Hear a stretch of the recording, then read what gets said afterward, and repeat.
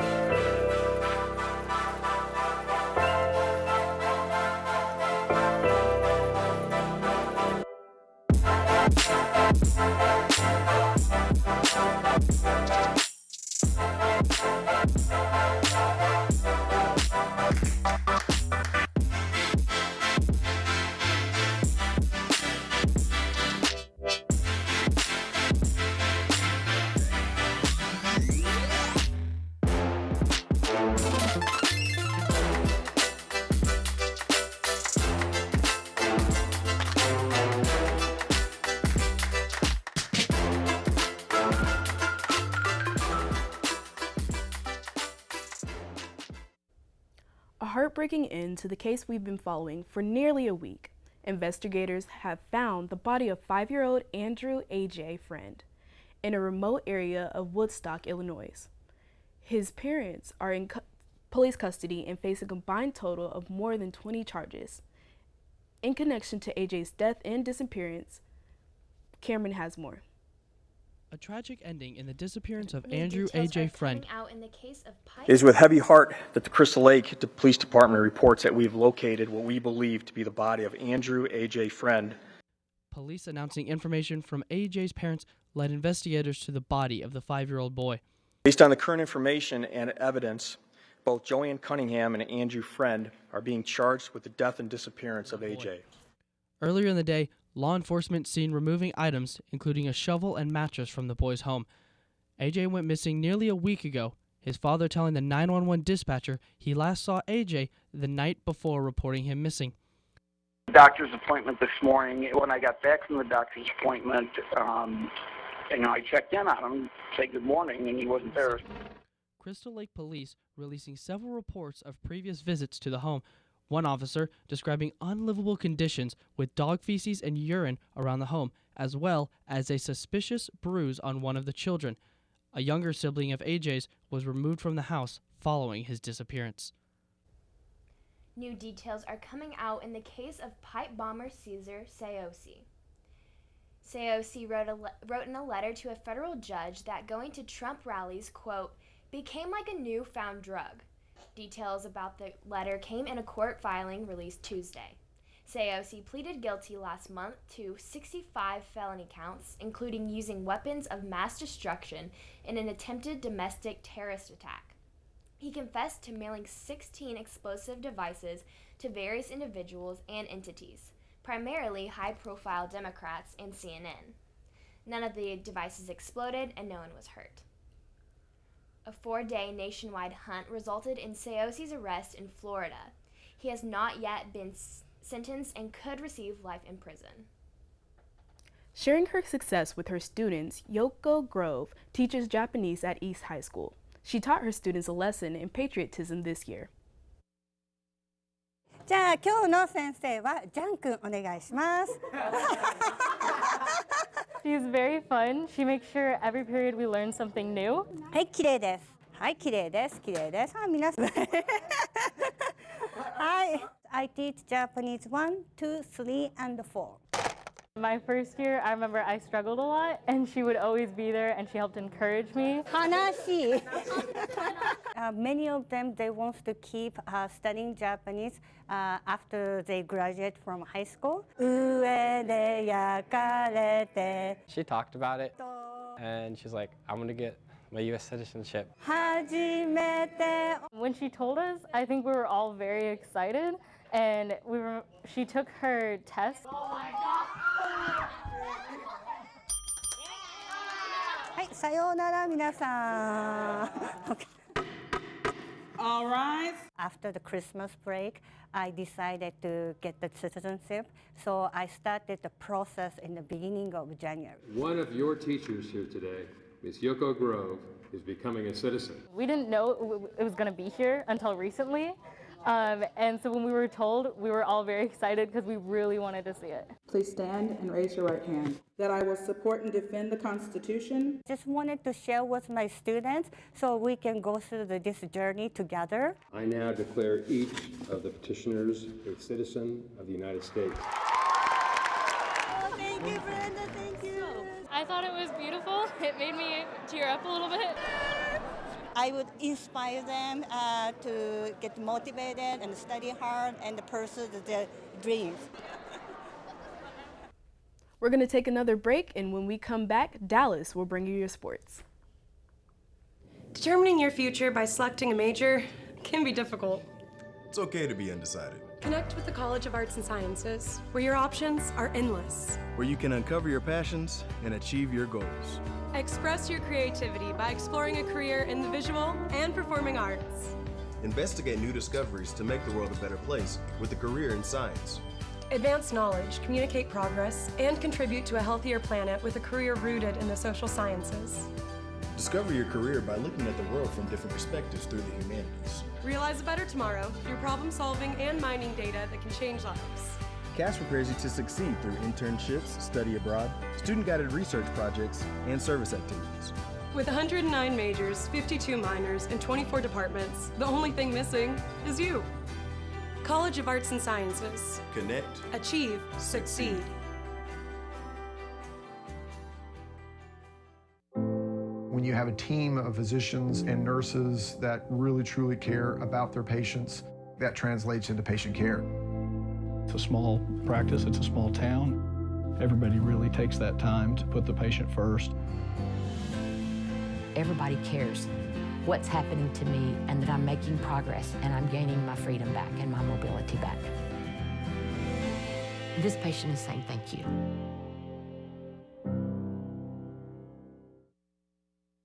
This spring, I invite you to shop in downtown Stillwater.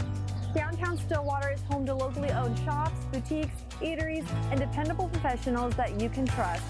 Find the perfect gift for your graduate, have a delicious meal with mom, or just stop in to enjoy great spring savings.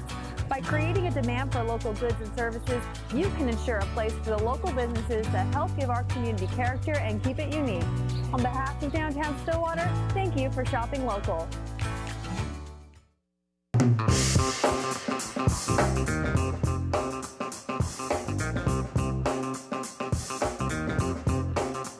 It's gotta be against the law to look this damn good. Watch out now.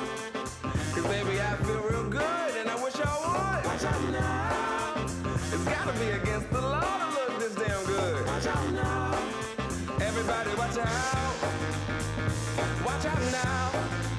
I'm ready for a good time and I came to groove. The whole band's here and we came to move. Got a fresh haircut and 2 new shoes. We're here all night like we got nothing to lose. I'm coming out the jacket cause we're turning up the heat. I wanna see you clapping when you get up out your seat. It's time to make it happen when we hit these streets. I'm coming in hot and I can't be beat. Watch out now. Baby, watch out now. Welcome back to the Daily O. I'm Dallas Haggerty. It's time to dive into the world of sports. Over in OSU softball, the Cowgirls wraps up its midweek schedule tonight with the Cowgirls host North Texas right here in Stillwater. OSU is currently riding a 7-game winning streak and has won each of its last 4 meetings with the Mean Green. A win tonight would put a nice bow on the Cowgirls' 2019 midweek slate and help them build the momentum heading into the season's final stretch. Oklahoma State is ranked in both national polls this week, as well as the Cowgirls sit at number 12 in the USA Today coaches poll at number 13 in the ESPN.com USA Softball Top 25. The Cowgirls have been ranked in at least one of the nation's polls in 23 of the last 25 weeks, with Tuesday's number 12 ranking marking the program's highest standing since finishing the 2011 season at number 8. In Oklahoma State baseball, the Cowboys game against Oral Roberts was canceled last night due to inclement weather, and the matchup has been rescheduled for next Tuesday. OSU's next matchup will start on Friday with the first game in a best-of-3 series against the Texas Tech Red Raiders. Last night was another big night in the NBA playoffs. Philadelphia finished off the Brooklyn Nets with a 122-100 victory. 6 of the Philadelphia players scored in double digits, with Joel Embiid leading the way with 23 points and 13 rebounds. Karis LeVert tried to keep the Brooklyn Nets in the game by scoring 18 points, but it wasn't enough to stop the red-hot 76ers. The Toronto Raptors move on to the second round with a 115-96 victory over the Orlando Magic. Kawhi Leonard led the way for the Raptors with 27 points, 7 rebounds, and 2 assists. Toronto will move on to the second round of the Eastern Conference playoffs to face the Philadelphia 76ers. And on to the Denver Nuggets toppling over the San Antonio Spurs 108-90. Jamal Murray took over the game with 33 points, 7 assists, and 4 rebounds. Game 6 of the series will happen tomorrow night at 7 p.m. You can watch that on TNT. Last night, our very own Oklahoma City Thunder lost to the Portland Trail Blazers 118-115. For more on the game and OKC's future, here's one-on-ones Logan Moser and Reed Spencer. It's mind-numbing because you've watched The Office, right? Yeah. You remember when Ryan got fired from corporate and he comes back and Jim's kind of rude to him and he goes and he writes in his book, that's his list? Yeah. Game 3, when Dennis Schroeder and Russell Westbrook were taunting and were being arrogant and were going after Damian Lillard after the game was pretty much over. And Paul George does that dunk at the end. Writing on his list. And you know what was going through his mind while he was staring at Paul George last night? Have a nice flight home. Boom. Yeah. Don't do that stuff in Game 3 when the series goes the way it does. Don't act the way you do in your press conferences when the series goes the way it does. I'm just tired of this fan base, and I'm tired of the team. Yeah, I do want to say Paul George played, pretty well for how he's played the rest of this series. He's obviously hurt, Reed. At this point, I'm glad they got eliminated because Paul George wasn't even close to 100%. He can get healthy, get right for next year. They weren't going to make a run deep into the playoffs. They were probably, if they somehow pulled out this series against the Blazers, they were probably going to lose in the second round anyway. They were never in the hunt to win a championship. And, I want to give credit to Portland because after Nurkic went down, everyone under the sun was like, well, they're done. They're dead in the water. Right, and not that many people believed him with Nurkic because of the history, because of last year, because of what they had accomplished so far. Right. No one believed in him. And then that injury happens, and you're right, including myself, like, and me. It's over. It's over until they get matched up with the Oklahoma City Thunder. Yeah. It's no longer over. Well, even going into the playoffs, Reed, the Thunder were one of those teams where people were looking at them and saying, they're a dangerous 6 seed. They're not. Yeah, but before the All-Star break, they were a contender. Right. There was a feeling that they could make a run at the finals, that they were the one team that could compete in the West with Golden State, and then the All-Star break happened. Yeah. Paul George got hurt at some point during that stretch.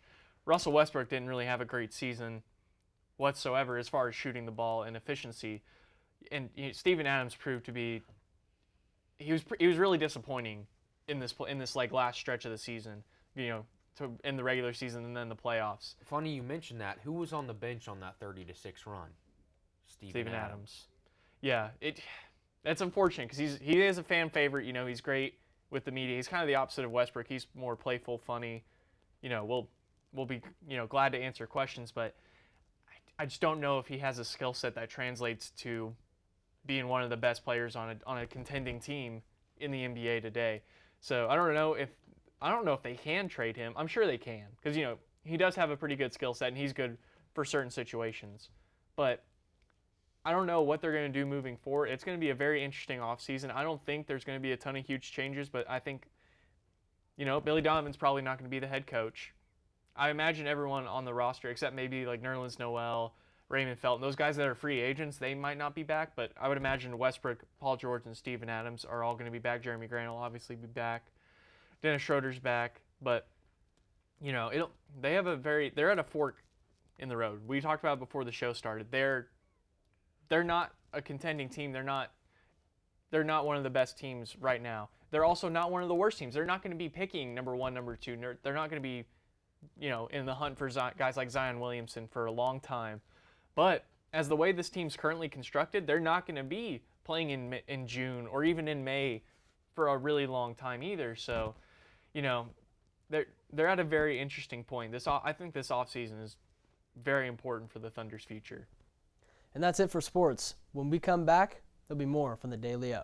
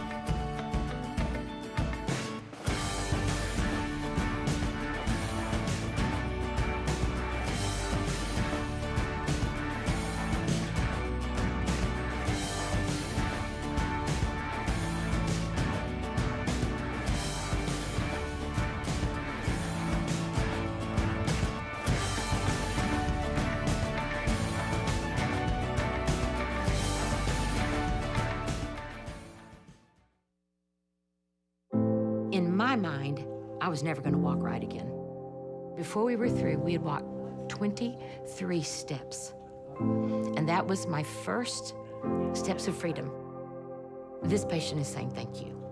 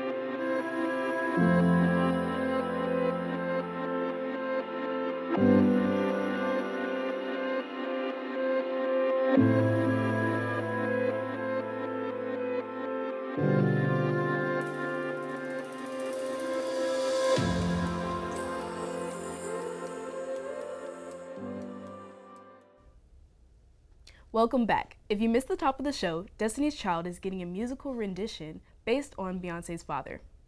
And a teacher in Alaska was awarded U.S. citizenship. Also, don't forget about the sale going on at the team store on the south side of Boone Pickens Stadium. Everything is 60% off. Before we head out, let's take a quick look at the weather.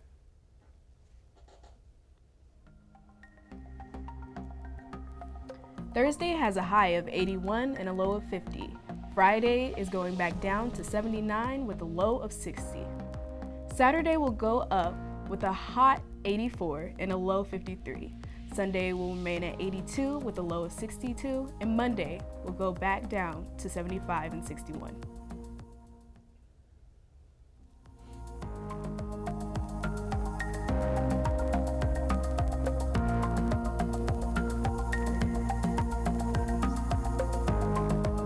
Thanks for joining us. We'll see you tomorrow.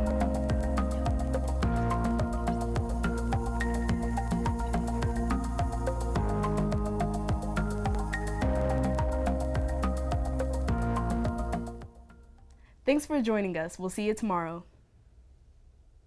What was that?